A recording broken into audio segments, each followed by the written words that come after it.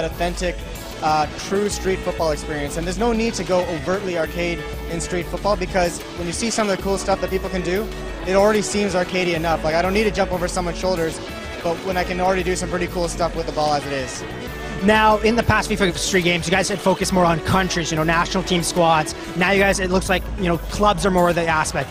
How did that change, now including, like, essentially every club from, the Premiership, the Serie A, La Liga.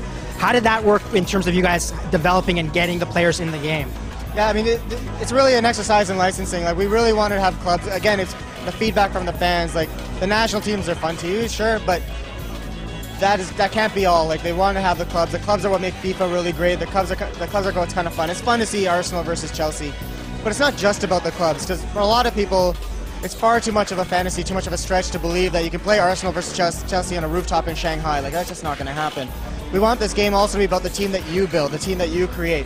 So we have a whole mode, it's called World Tour, which is all about you creating a team. You jump into a friendly match. If you're a connected gamer, you're going to see friends that have been created by players that have been created by your friends in their own FIFA Street games. They're going to be in your match, and you can build a team with them as part of your squad.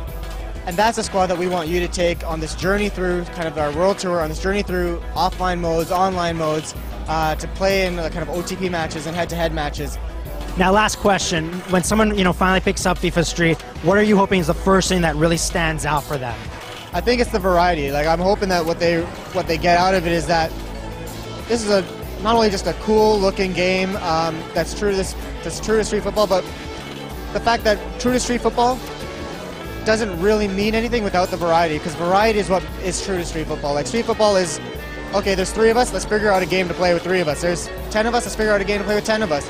It's coming up with the rules based on who you've got available, and so we want to offer those kinds of things within the game itself. Like I say, with the panel rules, the last man standing, like coming up with different rules, the number of people, coming up with that, and having the environments change the way you play. So the physics of a fence are going to be different than the physics of a wall. The physics of turf is different than concrete versus hardwood flooring. So these are kind of subtle things, but things that you're going to learn as you kind of play the game, and it will have an impact on the sort of how you're playing the game too. Creating that realism, but still something that's going to be kind of under the hood, and you're going to find it as you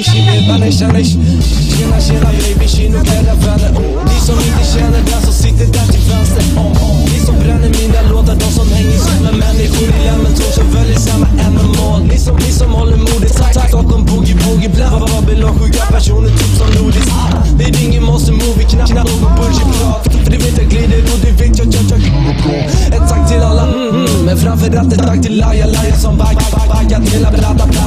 Kvar i kan det kutta snurra karusellen, räcka karusellen, slutar aldrig snurra. Tack vare min vän. Tack vare min vän.